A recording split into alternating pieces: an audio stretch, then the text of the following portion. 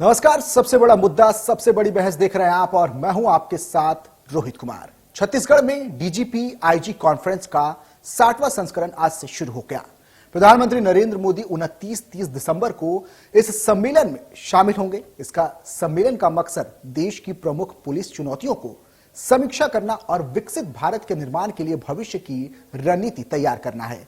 लेकिन सम्मेलन से पहले ही राजनीतिक आरोप प्रत्यारोप शुरू हो गए। आपको बता दें कि केंद्रीय मंत्री अमित शाह की ओर से मार्च 2026 की डेडलाइन से लगभग 4 महीने पहले छत्तीसगढ़ में देश भर के डीजीपी, आईजी और गृह विभाग के 500 से अधिक अधिकारियों का जुटना और इस बैठक में प्रधानमंत्री नरेंद्र मोदी, केंद्रीय गृह मंत्री अमित शाह समेत एनएसए अजीत डोभाल का सम्मिलित होना नक्सलवाद पर सरकार की प्रभावी रणनीति का हिस्सा माना जा रहा है। इस सम्मेलन में छत्तीसगढ़ के साथ साथ नक्सल प्रभावित आंध्र प्रदेश, तेलंगाना और मध्य प्रदेश के लिए बड़ी रणनीति तय होने की संभावना है। साथ ही हाल ही में दिल्ली में हुए बम ब्लास्ट के मुद्दे, आतंकवाद से निपटने और देश को नक्सलवाद से मुक्त करने पर भी विस्तृत चर्चा होने का अनुमान है। इस बैठक को विकसित भारत 2047 के नजरिए से भी बेहद महत्वपूर्ण माना जा रहा है। 60 डीजीपी आईजी कॉन्फ्रेंस को लेकर बीजेपी प्रदेश प्रभारी नितिन नबीन ने कहा है कि ऐसे आयोजन राज्य के विकास को दर्शाते हैं।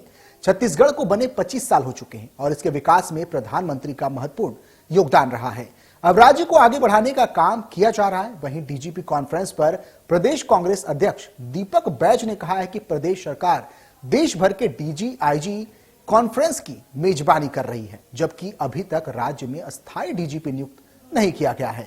उन्होंने कहा कि छत्तीसगढ़ में अपराध, लूट, बलात्कार और हत्या की घटनाएं बढ़ रही हैं। यहां कलेक्टर और एसपी कार्यालयों में आगजनी तक हो चुकी है। ऐसे में पहले स्थिति की समीक्षा जरूरी है और इसी मुद्दे पर विस्तार से चर्चा होगी। चर्चा के लिए कुछ मेहमान जुड़ेंगे, लेकिन उससे पहले सुनिए कि आखिर कैसे सियासी बयानबाजियां हो रही हैं। जब मैं ये मानता हूं कि इस तरह के आयोजन कहीं न कहीं राज्य के बढ़ते हुए विकास को दिखाता है कि इतने बड़े कॉन्फ्रेंस को एक राज्य होस्ट कर रहा है, तो कहीं ना कहीं 25वां साल है इस राज्य के स्थापना दिवस पे और उसके समय ये सब चीज़ें हो रही हैं। तो माननीय अटल जी ने जो छत्तीसगढ़ के निर्माण में काम किया, अब उसके विकास में माननीय नरेंद्र मोदी जी का पूरा योगदान मिल रहा है। तो हम लोगों ने कहा था ना, हमने ही बनाया है और हम ही संवारेंगे, तो बनाने के बाद अब संवारने का काम चल रहा है। पूरे देश के डीजी और आईजी कॉन्फ्रेंस छत्तीसगढ़ में आयोजित की गई है और इस कॉन्फ्रेंस को या इस कॉन्फ्रेंस में सम्मिलित होने देश के प्रधानमंत्री, गृह मंत्री आ रहे हैं। लेकिन सबसे बड़ी बात यह है कि अभी तक छत्तीसगढ़ में स्थायी रूप से सरकार डीजीपी नियुक्त नहीं कर पाई है और छत्तीसगढ़ खुद एक ऐसा राज्य है जहां पे अपराध के मामले में यूपी और बिहार की कंपटीशन कर रहा है, जो लगातार लूट, हत्या, चोरी, डकैती, बलात्कार, जिस राज्य में collector office, collector SP office जला दिए जाते हैं, जहां गरीबों के घर जला दिए जाते हैं, उस राज्य में डीजी और आईजी कॉन्फ्रेंस हो रहा है। मैं समझता हूं कि प्रधानमंत्री जी को छत्तीसगढ़ के बिगड़ते कानून व्यवस्था का भी समीक्षा कर लेना चाहिए।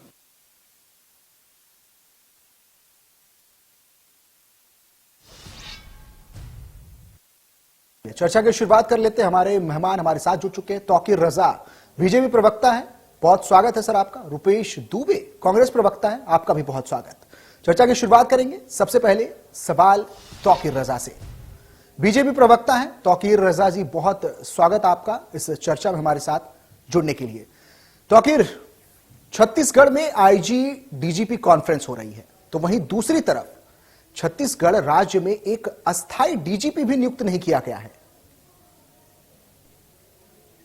आपको, आपके सभी दर्शकों को मेरा नमस्कार। तौकीर जी, सुन रहा हूं सर। मेरी आवाज आ रही है? तौकीर, आपकी आवाज नहीं आ पा रही है, खुद को अनम्यूट करें।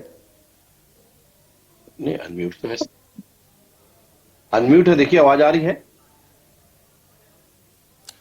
तो आवाज आ रही है? हेलो। डीजीपी आईजी कॉन्फ्रेंस सम्मेलन का आयोजन किया जा रहा है छत्तीसगढ़ में, लेकिन वहीं दूसरी तरफ देखें तो राज्य में एक अस्थायी डीजीपी तक नियुक्त नहीं किया गया है। ऐसे में इस बैठक का क्या महत्व रह जाता है? मेरी आवाज आ रही है? हेलो, जी जी बोलिए। आवाज आ रही है? आ रही जी, आवाज बिल्कुल मेरी? बिल्कुल बिल्कुल। जी, आपको, आपके सभी दर्शकों को मेरा नमस्कार। देखिए, ये डीजीपी कॉन्फ्रेंस अपने देश के लिए 60वीं हो रही है, और ये राष्ट्र के लिए साथ साथ अपने प्रदेश के लिए बहुत बड़ी उपलब्धि है, क्योंकि अभी तक छत्तीसगढ़ में ऐसी कोई इतनी बड़ी कॉन्फ्रेंस नहीं हुई कि जिसमें सारे पूरे देश के डीजीपी और आईजी रैंक के बड़े पदाधिकारी और साथ ही साथ पुलिस के लगभग 500 लोग तकरीबन यहां पर जमा हो रहे हैं, जिसमें माननीय प्रधानमंत्री जी भी जो है 2 दिन तक यहां रुकेंगे।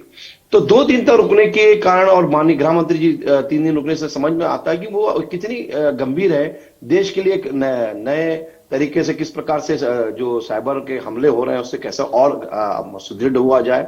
उसके साथ ही साथ आंतरिक सुरक्षा की बात करें तो चाहे वो नक्सलवाद हो चाहे आतंकवाद हो, उस पर और किस प्रकार से उसको अपन जो है खत्म किया जाए। जिस प्रकार से एक टारगेट लेके चल रहे थे कि छत्तीसगढ़ में और पूरे देश में नक्सलवाद खत्म किया जाएगा। पहले सवाल जी, तौकीर, जो चीजें आपने बताई बिल्कुल वो सब हम सबको पता है, इसका मोटिव क्या है, कानून व्यवस्था को बेहतर कराने के लिए करने के लिए ये बैठक की जा रही है। लेकिन सवाल ये है, और कांग्रेस भी ये आरोप लगा रही है कि एक ऐसे राज्य में डीजीपी आईजी की बैठक की जा रही है, सम्मेलन किया जा रहा है, कॉन्फ्रेंस किया जा रहा है, उस राज्य में जहां पर एक अस्थायी डीजीपी की नियुक्ति अभी तक नहीं हो पाई है। देखिए, स्थायी और अस्थायी का कोई मुद्दा नहीं है। डीजीपी तो है ना, स्थायी देखिए वो अपने कार्य कर रहे हैं। स्थायी का मतलब ये होता है कहीं ना कहीं कोई विभागीय चीजें रहती हैं, उसको विभागीय कमी को पूरी करते हुए आगे बढ़ेंगे मामला। तो वो अभी अगर उसको अस्थायी दिया गया तो स्थायी भी आएगा। ऐसा तो नहीं रहा क्या इनके समय में अस्थायी नहीं रहेगा? तो सब ऐसा नहीं होता साहब। ये एक विभागीय कार्य है, कार्यशैली है और विभाग के हिसाब से कार्य होता है। और अगर डीजीपी अगर अस्थायी भी है तो क्या कार्यशैली में कहीं कमी आ रही है, कार्यशैली में, या कहीं आपको कहीं पावर की कमी दिख रही है, कार में कमी दिख रही? तो ऐसा नहीं हो सकता साहब। जिस प्रकार से अभी आपने देखा होगा लगाम लगाई गई, चाहे वो नक्सलवाद पर खात्मा करने की बात हो, चाहे वो नशा मुक्ति से अपराधियों को पकड़ने की बात हो, तो वो हमारी सरकार ने करी। इनके समय तो आपने देखा होगा किस प्रकार से सूखा नशा बिकता रहा या शराब या गीला नशा बिकता रहा, लेकिन कोई कार्रवाई नहीं हो। हमने कितना विरोध किया। और ये किस प्रकार से बात करते हैं साहब। इनके समय तो पूरा जो कानून व्यवस्था जो है वो नेता की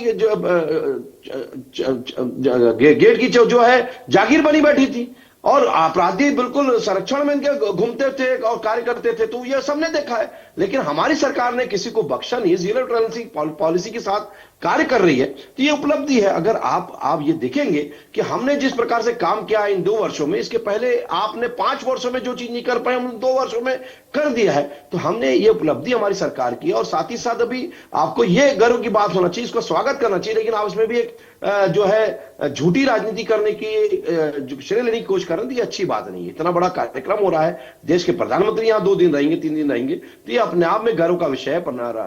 देश के गृह मंत्री यहां रहेंगे। नहीं तो आपके समय में तो यह था कि राष्ट्रीय केंद्रीय गृह मंत्री जो थे वो यहां के एयरपोर्ट से वापस चले जाते थे। कभी गढ़ में घुसने की कोशिश नहीं करी नक्सलवाद। लेकिन तौकीर, 60 साल से जो दम झेल रहा है हमारा नक्सलवाद का पूरा देश और हमारा प्रदेश लगभग 50 वर्षों से, तो क्या कभी आपने कोशिश करी? अविभाजित मध्य प्रदेश में तो आपकी सरकार या आपके मंत्री को नक्सलियों ने मार दिया था, लेकिन कभी उस नक्सली माओवाद को खत्म करने की कोशिश नहीं करी। तो आपको किस मुंह से आप बात करते हैं साहब? हमने काम किया है और हम काम कर रहे हैं और आगे भी काम करेंगे। और 2047 की जो रणनीति बनाते हुए कार्य कर रहे हैं, सिर्फ राज्य के साथ साथ नहीं पूरे देश के लिए रणनीति बनाते हुए कार्य कर रहे हैं। आंतरिक सुरक्षा, साइबर सिक्योरिटी, महिला सुरक्षा और देश में कानून व्यवस्था की बात हो, चाहे वो सभी को एक जैसे कानून में एक स्टेज में लाने की कोशिश करते हुए वन नेशन वन लॉ के हिसाब से कार्य हो रहा है। तो ये अपने आप में सबसे बड़ी बात, जो धर्म परिवर्तन होता था, जो धर्मांतरण होता था, उसमें भी एक बड़े कानून की भी तैयारी है। क्योंकि हमारी सरकार जब अटल जी की सरकार केंद्र में रही तभी ऐसे कानून लाएगा। और अगर आज माननीय मोदी जी गंभीरता से इस चीज को समझ रहे हैं और यहां आके उस गंभीरता को लेते हुए बैठक कर रहे हैं, तो आप इस बैठक को गंभीरता से लेना चाहिए। लेकिन आप राजनीति कर रहे हैं तो ये शोभा नहीं जाता साहब। राज्य का विषय नहीं, पूरे देश का विषय। आपको सम्मान अपने राज्य की महतारी का भी करना चाहिए, राज्य का भी करना चाहिए और पूरे देश का करना चाहिए। तो आखिर बीजेपी ये हमेशा से दावा करती आई है कि छत्तीसगढ़ में सब कुछ ठीक है, कानून व्यवस्था ताकत के साथ खड़ी है, पुख्ता है। लेकिन आपका ही शासनकाल था जब एसपी ऑफिस में आग लगाई गई। देखिए उसके पीछे भी षड्यंत्रकर्ता जो है जेल में जा चुके हैं। इनके ही जो है यादव जी जा चुके हैं। आपने भी देखा। और उसके पीछे जो भी षड्यंत्रकारी सबको जेल में ठूसा गया था और निकल के साफ सुथरा आया था कि इन लोगों ने षड्यंत्र किया। इसमें कोई राजनीति नहीं थी, लेकिन साफ सुथरा वीडियो में दिखा। और इसी कारण से कोर्ट ने उसको जमानत कई समय तक नहीं दी। काफी दिनों तक वो जो है जेल में रहे देवेंद्र यादव। तो आप इसके पीछे भी देखेंगे तो राजनीतिक कारण था। और इस प्रकार से देश में ऐसी कभी घटना नहीं हुई, क्योंकि सत्ता की लोलुपता में अंधे ये किसी भी हद तक जा सकते हैं। जब देश में कानून व्यवस्था संविधान को किनारे करके इमरजेंसी लगाकर पूरे लोगों को, अपने पत्रकारों को जेल में ठूस सकते हैं, तो निर्दोष लोगों को जेल में ठूस सकते हैं। जो उनके खिलाफ कुछ भी पूछता बताता नहीं था, पूछता प्रश्न करता था, उसको जेल में ठूस सकते थे। वैसे लोग आज सत्ता की लोलुपता में अंधे होकर सत्ता में पाने के लिए कुछ भी कर सकते हैं। वही स्थिति करने की कोशिश की गई थी, जिसको लेकिन हमारी सरकार ने लगाम लगाया और उसको जेल में ठूस दिया है। ये हमारी सरकार की उपलब्धि है, इनको मानना पड़ेगा। ठीक है रुपेश, कांग्रेस तो कह रही है कि बस कांग्रेस जानबूझकर आईजी डीजीपी की जो कॉन्फ्रेंस है उसे मुद्दा बनाने की कोशिश कर रही है। छत्तीसगढ़ में सब कुछ ठीक है, कानून व्यवस्था बिल्कुल अच्छे तरीके से काम कर रही है। रोहित जी, जिस प्रकार से भाजपाइयों के लिए कहावत है अंधभक्त, ये आज पूरी तरह से स्पष्ट रूप से प्रमाणित हो रहा है जी। जिस प्रकार से देश में बेरोजगारी है, जिस प्रकार से देश और प्रदेशों में नशा का कारोबार फैला हुआ है, जिसके कारण अपराध लगातार बढ़ रहे हैं, क्योंकि नशा और बेरोजगारी अपराध की जननी है। राजनांदगांव डॉक्टर रमन सिंह का विधानसभा क्षेत्र है। यहां पटवारी और तहसीलदार के आईडी को हैक करके जमीन का नामांतरण हो जाता है और भाजपा का नेता डॉक्टर रमन सिंह के इर्द गिर्द घूमता है। डेढ़ महीने हो गए, उसकी गिरफ्तारी नहीं हुई है। ये छत्तीसगढ़ में भाजपा सरकार की पुलिसिंग व्यवस्था का प्रमाण है। भाजपा का नेता, अखिल भारतीय विद्यार्थी परिषद का नेता गोलीकांड का आरोपी है, पुलिस पकड़ती नहीं। पुलिस का अधिकारी, टीआई रैंक का अधिकारी उस पर सहयोग करता है, उसे वाहन उपलब्ध कराता है। ये भाजपा का चाल चरित्र और चेहरा है।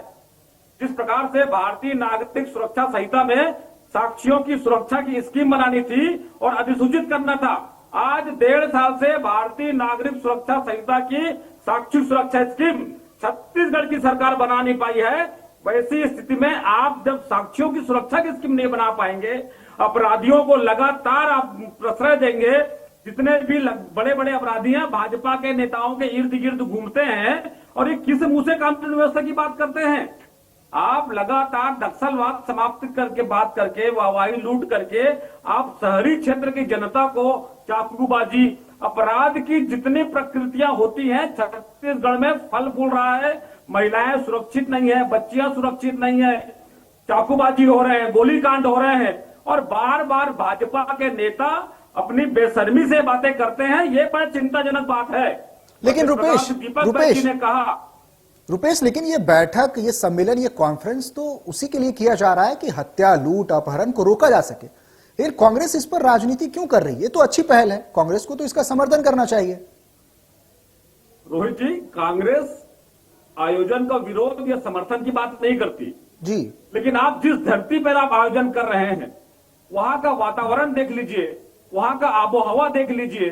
और छत्तीसगढ़ में सारे राष्ट्र के डीजीपी, आईजी आएंगे और जिस प्रकार से नरेंद्र मोदी जी देश के प्रधानमंत्री हैं, यार हर साल 2 करोड़ लोगों को नौकरी देने की बात करते हैं। लगातार छत्तीसगढ़ में सरकार, गृह मंत्री, छत्तीसगढ़ के जो गृह मंत्री हैं उनके खुद के क्षेत्र में अवैध शराब का मामला पकड़ा रहा है, अवैध होलोग्राम पकड़ा रहा है, राजधानी रायपुर में अवैध शराब पकड़ा रहा है, विधानसभा अध्यक्ष के गृह जिले में अवैध शराब का मामला चल रहा है। ऐसी स्थिति में भाजपाइयों के संरक्षण में अपराध को गढ़ा जा रहा है और उसके बाद आप अन्य प्रांतों के या सभी राज्यों के डीजीपी लोगों से बात करने की बात कहां करेंगे? आप नौकरी दे नहीं पा रहे हैं, नशा रोक नहीं पा रहे हैं। और पहली बात नहीं है, ये पहली बार नहीं है, ये सतत चलने वाली प्रक्रिया है। डीजी और आईजी के जो कॉन्फ्रेंस होते हैं समय समय पर होते हैं। ये कोई उपलब्धि या कोई सौभाग्य की बात नहीं है, लेकिन जब आत्मिक चिंतन होगा, सारे डीजीपी, देश के डीजीपी जब बात करेंगे, छत्तीसगढ़ में अपराध की जब बातें आएंगी तो छत्तीसगढ़ का सर सर्वसार से झुक जाएगा। यहाँ तो छत्तीसगढ़ महतारी की मूर्ति के साथ भी जिस प्रकार से अन्याय होता है, तोड़फोड़ होती है, उसके लिए भी भाजपा की सरकार कार्रवाई करने में तत्परता नहीं दिखाती। ये छत्तीसगढ़ का दुर्भाग्य है। रुपेश, अच्छी बात है कि आप मुख्यमंत्री, गृह मंत्री, एनएसए की सुरक्षा को लेकर चिंतित है, क्योंकि आपका कहना है कि जहां पे कॉन्फ्रेंस हो रही है वो इलाका सुरक्षित नहीं है। आए दिन वहां घटनाएं सामने आती है, इसके बावजूद भी बीजेपी वहां पे कॉन्फ्रेंस करा रही है, डीजीपी, आईजी की कॉन्फ्रेंस करा रही है। लेकिन सवाल ये है कि अगर सुरक्षित वो क्षेत्र नहीं है तो प्रधानमंत्री नरेंद्र मोदी, गृह मंत्री, एनएसए अजीत डोभाल जैसे लोग वहां पर कैसे पहुंच रहे हैं? बिल्कुल इलाका सुरक्षित हो, सुरक्षा पुख्ता किए गए होंगे, तभी ऐसे सम्मेलन का आयोजन हो रहा है। रोहित जी, आप जागरूक पत्रकार हैं। आप देखिए जिस प्रकार से राज्य के माने कि प्रमुख हमारा राजधानी है रायपुर, वहां देश के प्रधानमंत्री और गृह मंत्री की जो सुरक्षा की व्यवस्था की गई है जी, पूरे छत्तीसगढ़ राज्य के पुलिस के अधिकारी या जो भी है, उनको किस प्रकार से मानसिक संतुलन बिगड़ा हुआ है कि हमको वहां सुरक्षा में जाना है। और यदि नरेंद्र मोदी जी आ रहे हैं तो 2023 में छत्तीसगढ़ में मोदी की गारंटी की बात की गई थी। मोदी की गारंटी में भूमि थाना की स्थापना की बात की गई थी।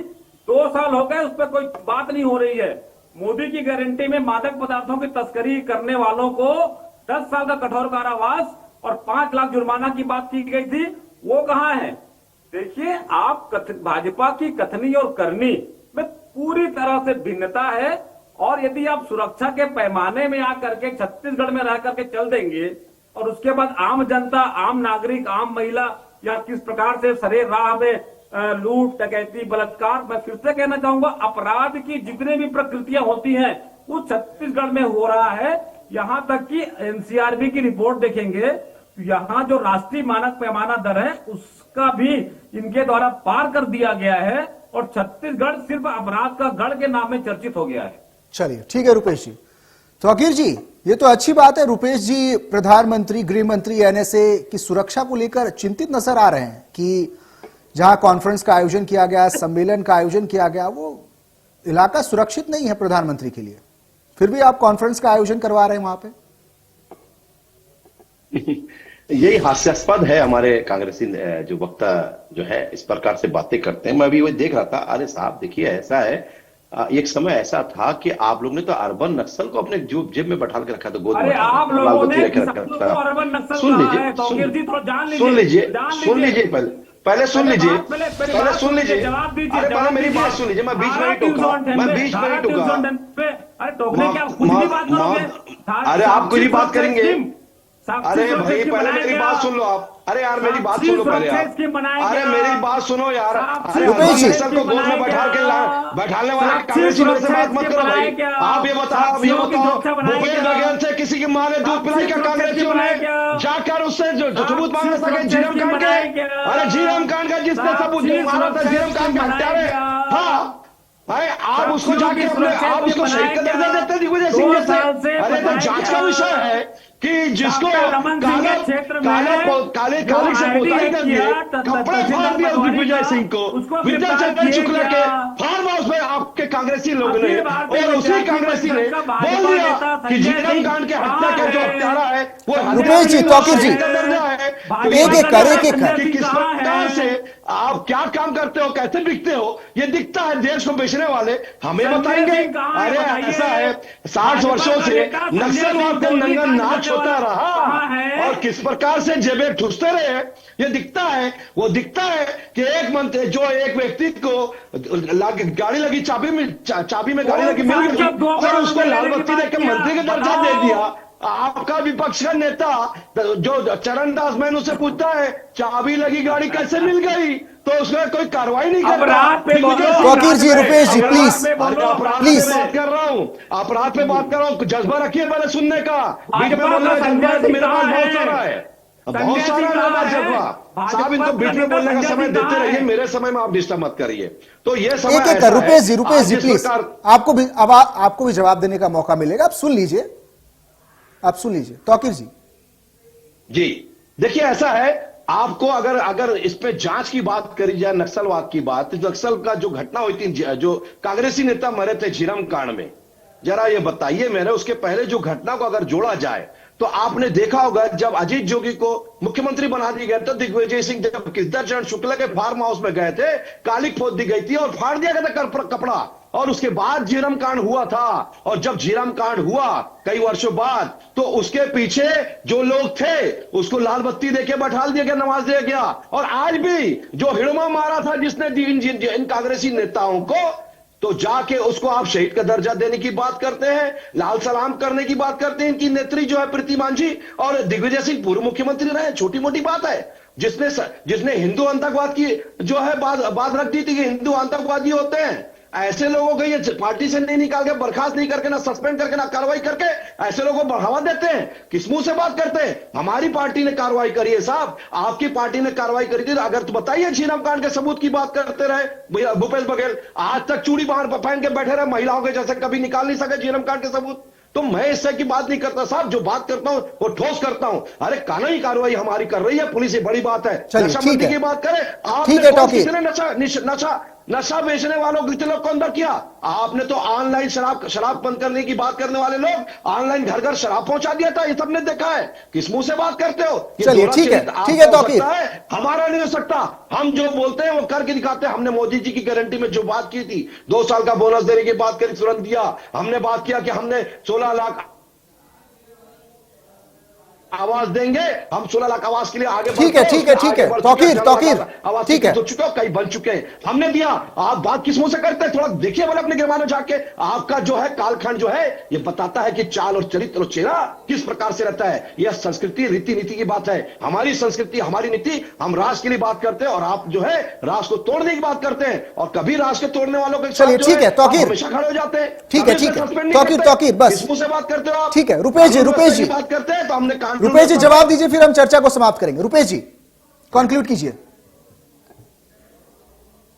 रोहित जी राजनांदगांव में रेत तस्करी में भाजपा का नेता, अखिल भारतीय विद्यार्थी परिषद का नेता, राजनांदगांव प्रभारी संजय सिंह गोली कांड का आरोपी है। से बाहर निकले भाई साहब, जरा बताइए। अनवर ढेबर ने शराबखोरी में अंदर था, रेत तौकीर जी जवाब सुन लीजिए तौकीर जी, आपने किसको अंदर किया? तौकीर जी बताइए। गंडासा लेकर गुड़ियारी में पूरा सरेआम एक आदमी घूमता रहा महिलाओं के साथ, 2 घंटे तक कोई कार्रवाई नहीं हुई। किसने कार्रवाई करी? आपका गृह मंत्री ने कभी जो आप बीरंगपुर में घटना हुई, कभी गृह मंत्री जाके देखे?